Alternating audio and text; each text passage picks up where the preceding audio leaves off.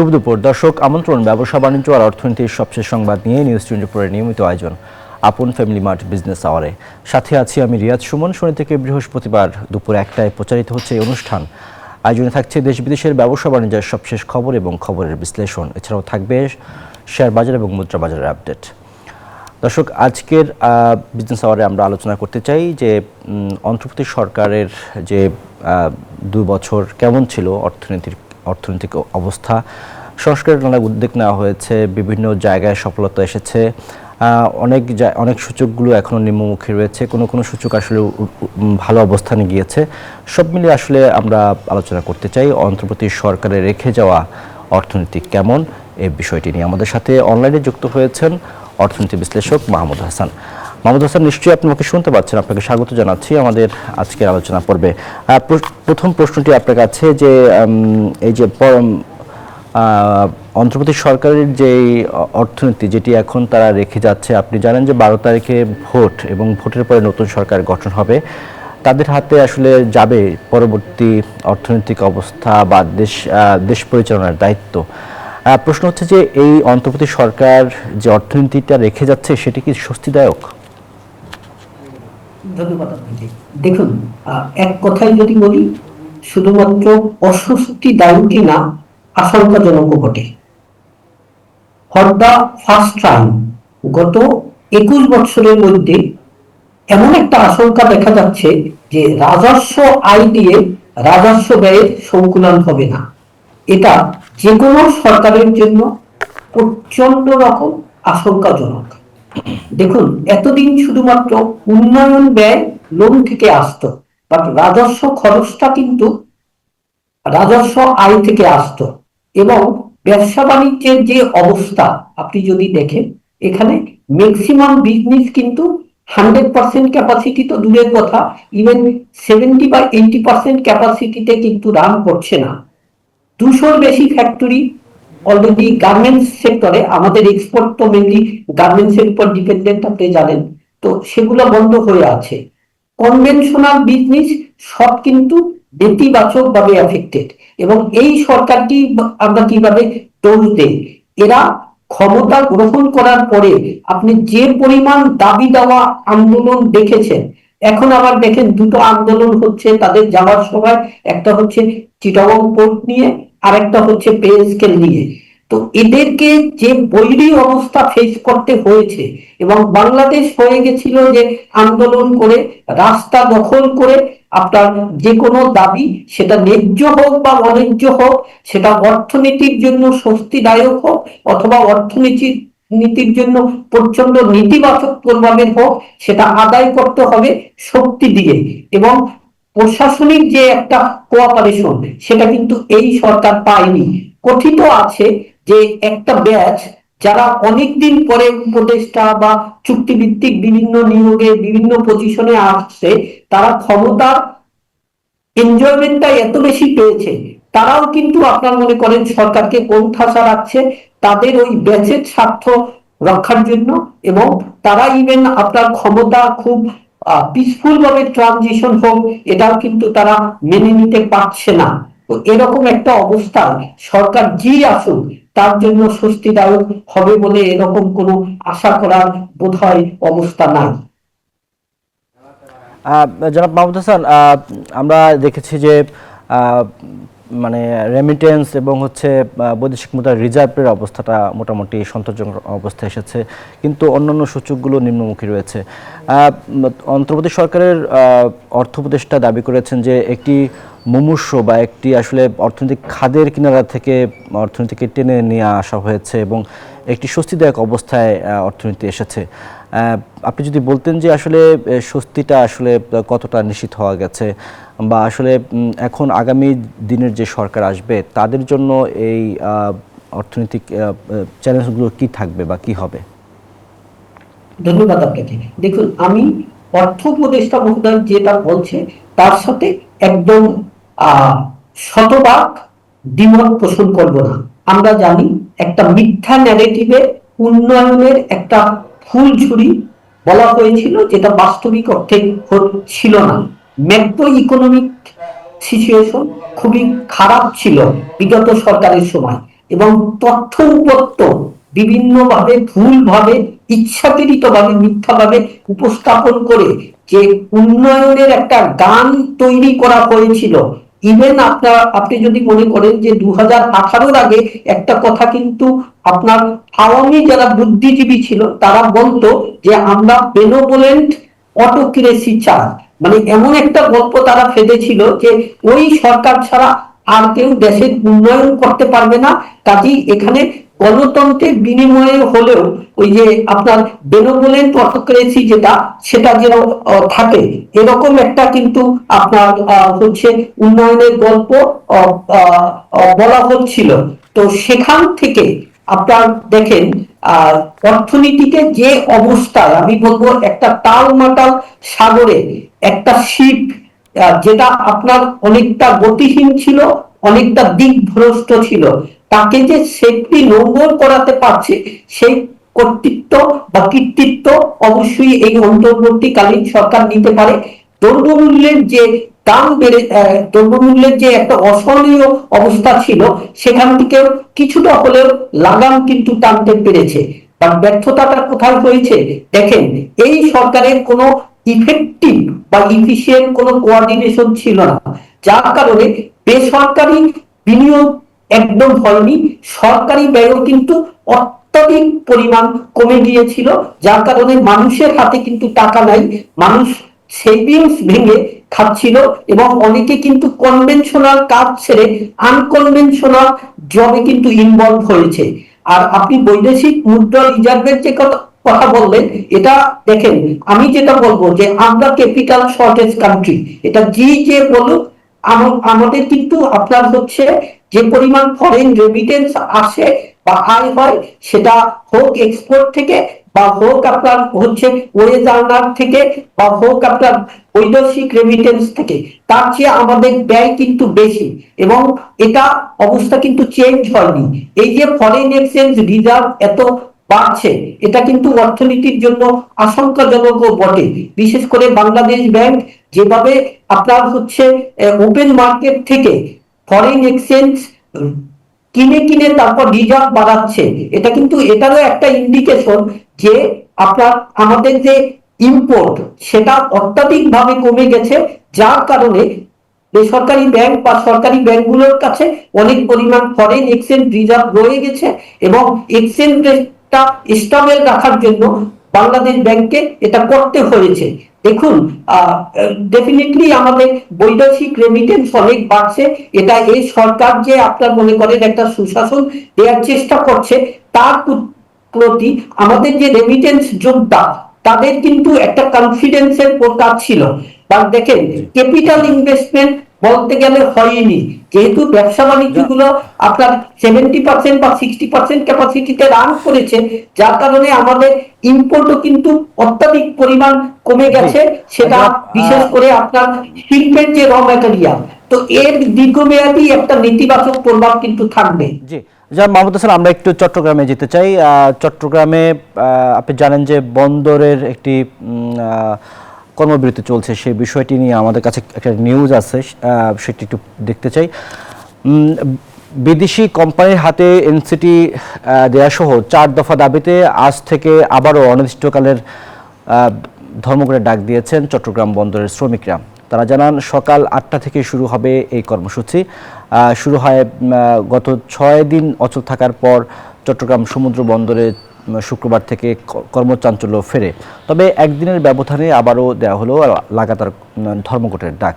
ব্যবসায়ীদের দাবি বন্দর অচল না করে আলোচনার মাধ্যমে সমস্যার সমাধান করার।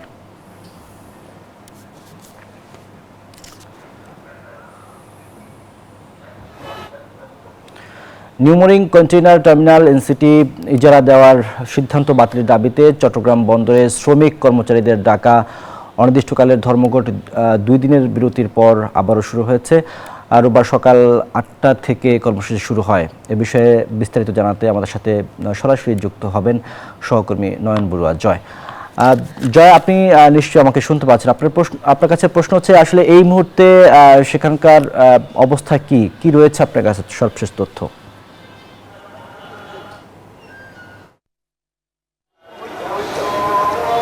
ধন্যবাদ রিয়াজ সুমন আপনাকে। চট্টগ্রাম বন্দরের যে কার্যক্রম, যে স্বাভাবিক দিনে যে কার্যক্রমগুলো চলে, তো দেখা যাচ্ছে সকাল 8টা থেকে একেবারে কার্যক্রম বন্ধ রয়েছে। পণ্য খালাস কার্যক্রম, পণ্য উঠানামার কার্যক্রম, সব কাজে কিন্তু বন্ধ রয়েছে। আমরা শ্রমিক যারা আছে, যারা আন্দোলনে নেমেছেন, তারা বলছে বিদেশি প্রতিষ্ঠানের হাতে যেন কোনোভাবে যেন ইজারা দেওয়া না হয়, সেই দাবিতে এর আগেও 6 দিন তারা অনির্দিষ্টকালের জন্য কর্মবিরতি পালন করছে। তবে বৃহস্পতিবার চট্টগ্রাম বন্দরে এসেছিলেন নৌ উপদেষ্টা। তার নৌ উপদেষ্টার সাথে বৈঠকের পর তারা 2 দিনের জন্য কিন্তু তারা কর্মবিরতি স্থগিত করেছিল। তবে এবার আমরা দেখতে পাচ্ছি আজকে থেকে আবারও কিন্তু পূর্ব ঘোষণা অনুসারে কিন্তু সকাল থেকে তারা কর্মবিরতি শুরু করেছেন। তবে বন্দর চেয়ারম্যান একটু আগে আমরা যেখানে দাঁড়িয়ে কথা বলছি বন্দর ভবনের সামনে, এখানে কিন্তু বন্দর চেয়ারম্যান কথা বলেছে সাংবাদিকদের সাথে। তিনি বলছেন পণ্য খালাস কার্যক্রম শ্রমিকরা বললেও কিন্তু এখানে একাংশ শ্রমিকদের একাংশ কিন্তু কাজ চালাচ্ছে। তারা এই কারণে বলছে জাহাজ যেখানে আটকা পড়েছে সেই জাহাজগুলো বেড়ানোর জন্য চেষ্টা করছেন যেটিতে আসলে পণ্য খালাস যেন দ্রুত হয়, সেই কাজটা কিন্তু তারা চালিয়ে যাচ্ছে। কিন্তু বন্দরের ভেতরে কোনো পরিবহন আমরা ঢুকতেও দেখিনি, আবার দেখা যাচ্ছে বের হতেও দেখা যাচ্ছে না। তারা বলছেন আমদানিকারক যারা আছে, যেহেতু আইন শৃঙ্খলা বাহিনী সতর্ক অবস্থান রয়েছে বন্দরের গেটের সামনে, জেটির সামনে, সব জায়গায় কিন্তু আইন শৃঙ্খলা বাহিনী খুব কঠোর অবস্থানে আছে। তাহলে আমদানিকারক যারা আছে তারা যদি পণ্য খালাস করতে চাই তাহলে কোনো সমস্যার কথা না। তারা বলছেন এই যে বন্দর নিয়ে যারা এখন বন্দরকে অচল করার জন্য বন্দর নিয়ে যারা ষড়যন্ত্র করছে দীর্ঘদিন ধরে, তারাই কিন্তু এই ধর্মঘট দেওয়ার জন্য, শ্রমিকদের এই ধর্মঘট দেওয়ার জন্য ইন্ধন দিচ্ছে, এমন কথা বলছেন বন্দর চেয়ারম্যান বলছে পণ্য খালাস কার্যক্রম যেন স্বাভাবিক থাকে, সেদিকে কিন্তু তাদের নজর আছে বলে আমাদেরকে জানিয়েছেন। আমরা একটু আগে যে তথ্যটা আমাদের হাতে এসেছে, এখনো পর্যন্ত অনেক জাহাজ বিদেশ থেকে যে আমদানি পণ্য নিয়ে এসেছে, সেই পণ্য বাহী যে জাহাজগুলো চট্টগ্রাম বন্দরে বেড়ার কথা রয়েছে, সে বন্দরে বহিরঙ্গ থেকে সেখান থেকে এখানে বেড়ার সুযোগ হয়নি। যেহেতু শ্রমিকরা সেখান থেকে লাইটার্স জাহাজে কিন্তু তোলার কথা রয়েছে, সেখানেও কিন্তু শ্রমিকরা কাজ করছে না, এমন তথ্য কিন্তু আমাদের হাতে এসেছেন। বন্দর চেয়ারম্যান বলছেন তারা চেষ্টা চালাচ্ছেন যেন স্বাভাবিক দিনের মতো চলে আসে, সেই চেষ্টা কিন্তু তারা করছেন বলে আমাদেরকে জানিয়েছেন। তবে আমদানিকারকরা বলছেন এইভাবে যদি চলতে থাকে তাহলে তাদের কোটি কোটি টাকা লোকসান হবে, এমনকি জাহাজের যে ড্যামারেজ, সেই ড্যামারেজের হারও কিন্তু অনেকটা। জি জয়, আপনাকে অনেক ধন্যবাদ। জনাব মাহমুদ হাসান, আপনাকে আবারও আলোচনায় স্বাগত জানাচ্ছি। আপনি আমাদের সহকর্মী জানাচ্ছিলেন চট্টগ্রাম থেকে যে বন্দরের যে কর্মবিরতি সেটি 2 দিনের পরে আবারও শুরু হয়েছে। আসলে এই যে বাংলাদেশের সবচেয়ে বড় বন্দর, যেখান থেকে আসলে আমাদের দেশের অর্থনীতির মূল চালিকা শক্তি বলা যায় বা হচ্ছে যে রপ্তানির বড় হাব, সেটি যদি এরকম একটি অচল অবস্থার মধ্যে পড়ে থাকে, সেটি আসলে আমাদের জন্য কতটা ঝুঁকি, এখানে আসলে আপনি সমাধান কিছু দেখছেন কিনা? ধন্যবাদ আপনাকে। দেখুন, এটা স্বাধীনতা পরবর্তী সময়ে থেকে বন্দর কিন্তু কয়েকটা গোষ্ঠীর কাছে জিম্মি, এবং এই যে জিম্মি থাকার কারণে যেমন আপনার এখানে প্রচন্ড পরিমাণ অযৌক্তিক আন্দোলন সংগ্রাম হয়, এবং এট দ্য সেম টাইম এই বন্দরে আমাদের দেশের অর্থনীতিকে আগিয়ে নেওয়ার জন্য, বিশেষ করে আমরা যে এলডিসি তে গ্রাজুয়েট করছি, সেজন্য বন্দরের যে অপারেশনাল ইফিসিয়েন্সি দরকার সেটা কিন্তু আনা যাচ্ছে না। এটা অনেকটা গায়ের জোরে আমরা উন্নতি করব না, আমরা ইন্টারন্যাশনাল স্ট্যান্ডার্ডে পারফরমেন্সও আপ করব না, বাট আমরা যেহেতু এখানে ক্ষমতাবান, কাজী আমাদের কাছেই বন্দর রাখতে হবে। তো এরকম একটা ওই জোর জার উল্লুকতা তার বা গায়ের জোরে এই অযৌক্তিক আন্দোলনগুলো হচ্ছে।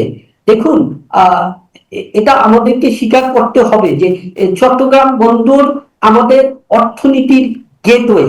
সব এক্সপোর্ট ইম্পোর্ট মেনলি তো ওখান থেকেই হয়, বাকি যেগুলো বন্দর আছে ওখান থেকে এখনো তো ইনসিগনিফিক্যান্ট পণ্যের মুভমেন্ট হয়, তাই না? তো এখানে এই যে আন্দোলন করছে, হ্যাঁ দাবি দাওয়া থাকতে পারে, সেই দাবি দেওয়ার জন্য একদম কাজকর্ম বন্ধ করে রাখতে হবে বা অর্থনীতির চাকাকে একদম বন্ধ করে রাখতে হবে, এটা কোনোভাবেই সমর্থনযোগ্য না। আপনাকে প্রথম দিকে যেটা বলছিলাম যে এই সরকারকে দুর্ভাগ্যজনক হলেও যে জিনিসটা তাদেরকে ফেস করতে হচ্ছে অযৌক্তিক আন্দোলন এবং দাবি দেওয়া। এই চট্টগ্রাম বন্দর নিয়েও কিন্তু সেই মেটা হচ্ছে। এখন যে ডিপোটা আপনার হচ্ছে বিদেশি অপারেটরের কাছে দেয়া হয়েছে, সমস্ত বন্দর তো দেয়া হয়নি। এখন ওখানে যদি একটা স্ট্যান্ডার্ড আপ করা হয় এবং সেই স্ট্যান্ডার্ডে বাকি আপনার ডিপো গুলাও কিন্তু তখন একটা প্রতিযোগিতা থাকবে যে আপনার ম্যাচ করা। সেখানে কি করা হচ্ছে, যেহেতু ওই সিন্ডিকেট তাদের বাইরে কাউকে এখানে ঢুকতে দিবে না, এজন্যই কিন্তু এই শ্রমিক বা কর্মচারী এদেরকে উদ্বুদ্ধ করে আন্দোলন করাচ্ছে। দেখেন, এটা কোনোভাবেই কিন্তু সমর্থনযোগ্য না, বা এটা পরবর্তী যে গভর্নমেন্ট আসবে তাদের জন্য কিন্তু সুখকর না। এটা এই আপনার নন পলিটিক্যাল গভর্নমেন্টের জন্য এটা সম্ভব হয়েছিল এভাবে বিদেশি একটা কোম্পানিকে দেয়া। হয়তো দেখা যাবে যে আপনার হচ্ছে পলিটিক্যাল গভর্নমেন্টের জন্য সেটা সম্ভব না। কারণ আমাদের দেখেন হায়ার লেভেলে বা আপনার যারা বিভিন্ন এই যে পত্রিকার মালিক বা বিভিন্ন মিডিয়ার মালিক, তারাও কিন্তু এগুলোর এগেনস্টে বিভিন্ন ভাবে আপনার প্রোপাগান্ডা চালিয়ে যাচ্ছে।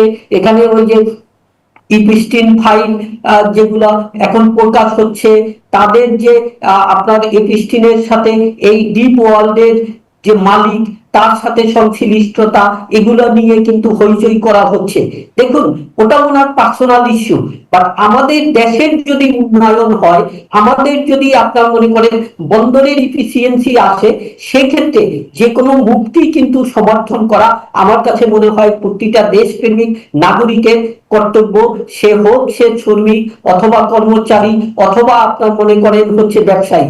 বাট আমাদের এখানে দেশের স্বার্থের চেয়ে যেহেতু ব্যক্তিগত স্বার্থকে বেশি প্রাধান্য দেওয়া হয়, এই জন্যই এরকম অযৌক্তিক কিছু মুভমেন্ট আসে, যেটা আপনার মনে করেন অনাকাঙ্ক্ষিত এবং অর্থনীতির জন্য আমি বলবো অনেকটা সুইসাইডিক্যাল। জি জনাব মাহমুদ হাসান, আমরা আমাদের একটা বিরতির সময় হয়েছে, আমরা বিরতি থেকে ফিরে এসে আপনার কাছে আরো কিছু বিষয় জানতে চাইবো। সময় হলো একটি বিরতির। দর্শক, আপন ফ্যামিলি মার্ট বিজনেস আওয়ারের সময় হলো একটি বিরতির, ফিরবো কিছুক্ষণের মধ্যেই, আমাদের সাথেই থাকুন। বিরতির পর আবারও আমন্ত্রণ আপন ফ্যামিলি মার্ট বিজনেস আওয়ারে। দর্শক, আমরা আলোচনায় ছিলাম অন্তর্বর্তী সরকারের রেখে যাওয়া অর্থনীতির পরিস্থিতি নিয়ে। আমাদের সাথে আলোচনার জন্য যুক্ত আছেন অর্থনীতি বিশ্লেষক মাহমুদ হাসান। মাহমুদ হাসান, নিশ্চয়ই আপনি আমাকে শুনতে পাচ্ছেন। আমাদের আপনার কাছে আলোচনা শুরু করার আগে আমরা কয়েকটি পত্রিকার শিরোনাম দেখে নিতে চাই। কয়েকটি পত্রিকার গুরুত্বপূর্ণ কিছু শিরোনাম আছে আমাদের হাতে, সেগুলো একটু দেখে আপনার আলোচনায় শুরু করছি। আমরা যদি দেখি যে আসলে বিজনেস স্ট্যান্ডার্ড তারা একটি শিরোনাম করেছে যে এনসিটি ইজারা চট্টগ্রাম বন্দরে ফের অনির্দিষ্টকালের ধর্মঘট, সব ধরনের কার্যক্রম বন্ধ এবং উত্তেজনা। যে বিষয়টি নিয়ে আমরা ইতিমধ্যে প্রতিবেদনে দেখিয়েছি এবং চট্টগ্রাম থেকে সবশেষ আপডেট আমরা জানিয়েছি। আমরা পরের শিরোনামটি দেখতে চাই, এটি করেছে বণিক বার্তা। তারা বলছে যে শুল্ক কমানোর পরেও বেড়েছে খেজুরের দাম। সামনে যেহেতু রমজানকে কেন্দ্র করে আসলে প্রচুর পরিমাণে খেজুরের চাহিদা বাড়ে এবং এই কারণে সরকার শুল্ক কমিয়েছে, কিন্তু তারপরে আসলে খেজুরের দাম কমেনি, এরকম রিপোর্টটি করেছে তারা। শেয়ার বীজ পরের শিরোনামটি করেছে শুল্ক। তারা বলছে যে অধরা পুঁজিবাজারের সংস্কার কাটছে না আস্থার সংকট। পরের শিরোনামটি করেছে দৈনিক সমকাল। তারা বলছে যে বাংলাদেশ ব্যাংক অর্ডারের সংশোধন আপাতত নয়। এরপরে সবশেষ শিরোনামটি করেছে, আমরা দেখতে চাই যে সেটি প্রথম আলো। তারা বলছে যে 20 বছরের মধ্যে বেসরকারি ঋণের সর্বনিম্ন প্রবৃদ্ধি। এই বিষয়টি নিয়ে তারা বিস্তারিত প্রতিবেদন করেছে। আমরা এখান থেকে আবার আলোচনায় ফিরতে চাই। জনাব মাহমুদ হাসান, আমরা যদি এই শিরোনামের সংবাদটি ধরে আপনার কাছে প্রশ্ন রাখি যে 20 বছরের মধ্যে বেসরকারি খাতে ঋণের সর্বনিম্ন অবস্থা, এটা আসলে কারণ কি? দেখুন, বিনিয়োগে তো স্থবিরতা আমরা আগেই বললাম যে বিনিয়োগকারী বা ব্যবসায়ীরা কি মনে করে, তারা একটা দুটো জিনিস ইস্যু। নতুন কোনো ইনভেস্টমেন্টের ক্ষেত্রে তারা ইজ অফ ডুইং বিজনেস, যেটা আপনার মনে করেন ব্যবসা করায় সহজতা চিন্তা করে। এই ব্যবসা করায় সহজতা আনার জন্য সরকার কিন্তু বিভিন্ন পলিসি রিফর্ম করেছে বা বিভিন্ন ইনস্টিটিউশনেও রিফর্ম করেছে, বাট আমলাতন্ত্র থেকে ওই রকম সাপোর্ট কিন্তু একদম পাইনি। আরেকটা হচ্ছে যে কোনো নীতি বা পলিসির কন্টিনিউটিটা কিন্তু তারা চিন্তা করে। এই যে অনির্বাচিত সরকার ছিল, এই অনির্বাচিত সরকার কতদিন ক্ষমতায় থাকবেন এবং কখন ইলেকশন হবেন, এটা নিয়ে কিন্তু আপনার যথেষ্ট পরিমাণ জল ঘোলা হয়েছে এবং সরকার থেকে অনেকদিন পর্যন্ত স্পেসিফিক কিন্তু কোনো টাইম দেওয়া হচ্ছিল না। তো কাজেই এবং এই সরকারের সময় আপনার ব্যবসায়ীরা কিন্তু আপনার খুব কমফোর্টেবলি বা খুব কমফোর্টেবল কিন্তু তারা ছিল না, যে কারণে তারা সব সময় আপনার হচ্ছে কখন একটা পাওয়ার ট্রানজিশন হবে এ ব্যাপারে তারা জানতে চাইতো। যদিও এই দোষটা আপনার অনেকটা অযৌক্তিক ভাবে বিএনপির উপর দেওয়া হয়েছে, কারণ সবাই বলেছে যে এটা বিএনপি চাচ্ছে খুব দ্রুত ক্ষমতায় যেতে, এই জন্য তারা ইলেকশনের জন্য প্রেসার দিচ্ছে। বাট এতে যে অর্থনীতির এত বড় ক্ষতি হয়ে যাচ্ছিল, কোনো বিনিয়োগ হয়ে যাচ্ছিল না, দেশের মানুষের অর্থনৈতিক ভবিষ্যৎ এত বড় আশঙ্কায় পড়ে যাচ্ছিল, এটা কিন্তু আপনার খুব ভালোভাবে আপনার মিডিয়ায় বলেন বা বিভিন্ন সভা সেমিনারে বলেন, যারা বিভিন্ন থিঙ্ক ট্যাঙ্ক হিসাবে কাজ করে বা আপনার বিভিন্ন সিভিল সোসাইটি হিসাবে কাজ করে, তাদের কাছ থেকে কিন্তু ওভাবে করে আসেনি। এরই ফলশ্রুতিতে আপনার কোন সেক্টরই তেমন কোনো ইনভেস্টমেন্ট হয়নি, সেটা হোক দেশি বিনিয়োগ হোক বিদেশি বিনিয়োগ। তো কাজেই এটা আমি বলবো নতুন সরকারের জন্য খুবই আশঙ্কাজনক হবে। নতুন সরকার যে গঠন করুক, তাকে আবার আপনার ব্যবসায়ীদের একটা কমফোর্টে নিয়ে আসা, যে ব্যবসায়ীদের ব্যবসায় করার সহজতা এবং তাদেরকে একটা কনভেনিয়েন্ট একটা এনভায়রনমেন্ট বা কনজেনিয়াল একটা এনভায়রনমেন্ট দিবে, এরকম একটা আপনার হচ্ছে সিচুয়েশন কিন্তু বা এরকম একটা ফিলিংস দিতে হবে। এটা যদি নতুন সরকার দিতে না পারে, ততদিন পর্যন্ত কিন্তু ব্যবসায় বিনিয়োগ ওরকম হবে না বলে আমি মনে করি। জনাব মোহাম্মদ হাসান, আরেকটি বিষয় আপনার কাছে জানতে চাই, সেটি হচ্ছে যে মূল্যস্ফীতির যে বিষয়টি, একটু সংক্ষেপে যদি বলতেন। এটিও কিন্তু যে আশানুরূপ জায়গা কিন্তু এখনো আসেনি। অন্তর্বর্তী সরকারের এই জায়গাটাতে আসলে আরো কাজ করার সুযোগ ছিল কিনা, বা মূল্যস্ফীতিটা আরো কমিয়ে আনার কেন পারেনি, যদি একটু বলতেন সংক্ষেপে বললে ভালো হবে। মূল্যস্ফীতির প্রধানতম কারণ যেটা হয়েছে যে পূর্ববর্তী সময় যে এক্সচেঞ্জ রেটটাকে অযৌক্তিক ভাবে কন্ট্রোল করা হয়েছিল, যখনই এটা ওপেন করে দেয়া হলো তখন কিন্তু 87 থেকে 123 টাকা, 124 টাকা, 122 টাকা এরকম একটা অবস্থায় পড়লো। যেহেতু আমাদের অনেক ফুড গ্রেন সহ ইন্ডাস্ট্রিয়াল অনেক র ম্যাটেরিয়াল ইম্পোর্ট করতে হয়, তো কাজেই আপনার এ কারণে কিন্তু দাম বেড়ে গেল। পরবর্তীতে যেটা হলো যে মানুষের আয় কিন্তু আপনার তেমন হচ্ছে না, but at the same time যে আমাদের যে এজেন্সিয়াল পারচেজ সেটা তো আর থেমে থাকছে না, এটার একটা ইস্যু। এবং সহজলভ্যতাও তো ছিল না, এর মধ্যে আপনার গ্লোবাল সাপ্লাই চেইনের একটা ইফেক্ট ছিল, এবং বাংলাদেশ ব্যাংক যে পলিসিটা সংকোচনমূলক নিয়েছে ওটাও যে আপনার মনে করেন খুব ভালো কাজ করেছে সেটা আমি বলবো না, যদিও ওই সংকোচনমূলক নীতি ছাড়া অন্য কোনো নীতি নেওয়া সম্ভব ছিল না। বাট এটা মাথায় রাখতে হবে যে বাংলাদেশে শুধুমাত্র নীতি সুদ হার বাড়িয়ে দিয়ে মূল্যস্ফীতি বা মুদ্রাস্ফীতি যেটাই বলেন, এটা কিন্তু কন্ট্রোল করা যাবে না। এবং আমি বলবো এখানে আরেকটি বিষয়ে আপনার কাছ থেকে সংক্ষেপে একটু জানতে চাই। আপনি জানেন যে সরকার, অন্তর্বর্তী সরকার পে স্কেল দেওয়ার জন্য একটি উদ্যোগ নিয়েছে, সেটি অবশ্য এই মুহূর্তে আবার আগামী সরকারের জন্য রেখে দেওয়ার একটি অবস্থা, এবং সেটি নিয়ে আবার আন্দোলন। যদি সংক্ষেপে একটু এই বিষয়ে বলতেন যে এটি আসলে আমাদের জন্য এই মুহূর্তে এই সিদ্ধান্তটি মানে অন্তর্বর্তী সরকারের জন্য নেওয়া বা নতুন সরকারের জন্য নেওয়ার বিষয়টি একটু বলতেন। আমি বলবো এটা নিয়ে অন্তর্বর্তীকালীন সরকার খুবই অবিবেচকের মতো একটা কাজ করেছে। নাম্বার ওয়ান হচ্ছে এত বড় মুদ্রাস্ফীতি বা মূল্যস্ফীতির এরকম একটা অবস্থায়, অর্থনীতির এরকম অবস্থায় যেখানে রাজস্ব আয় দিয়ে রাজস্ব ব্যয়ের সংকুলন হচ্ছে না, সেখানে এই পে স্কেল নিয়ে তাদের আপনার কমিটি গঠন করা উচিত হয়নি, বা প্রতিবেদন জমা নেওয়া বা জমা দেওয়া পর্যায়ে যাওয়া হয়নি।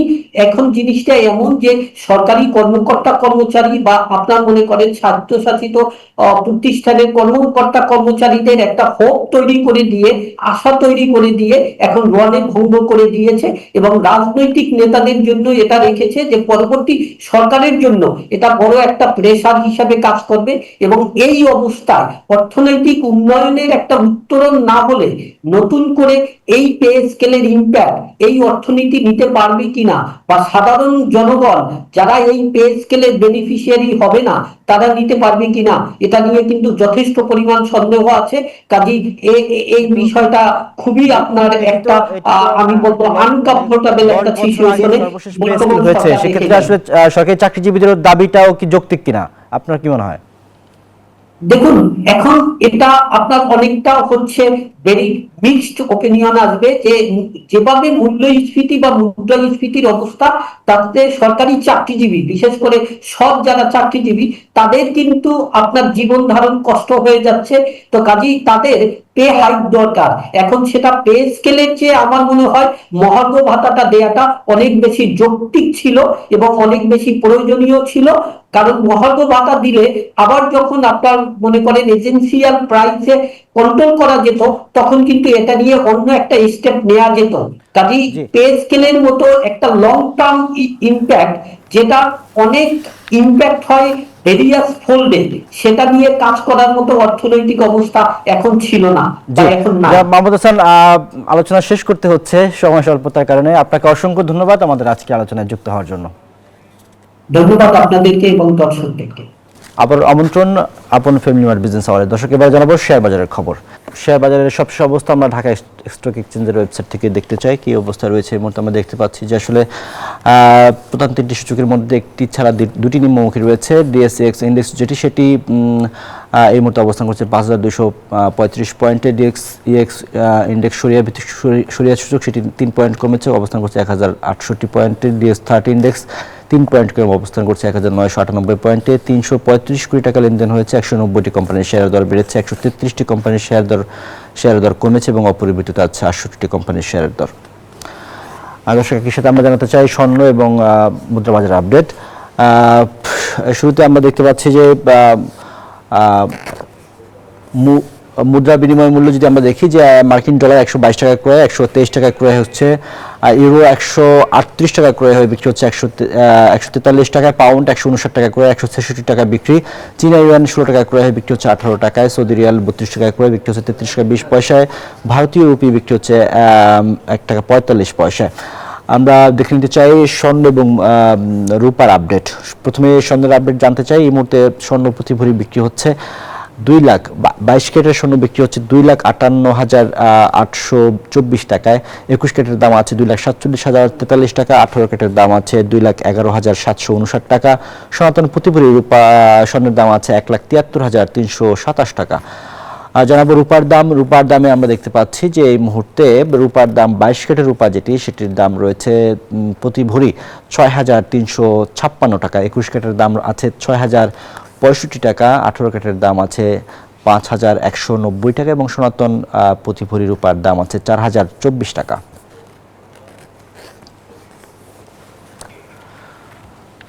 দর্শক, এই ছিল আপন ফ্যামিলি বিজনেস আওয়ারের আজকের আয়োজন। এতক্ষণ সাথে থাকার জন্য ধন্যবাদ সবাইকে।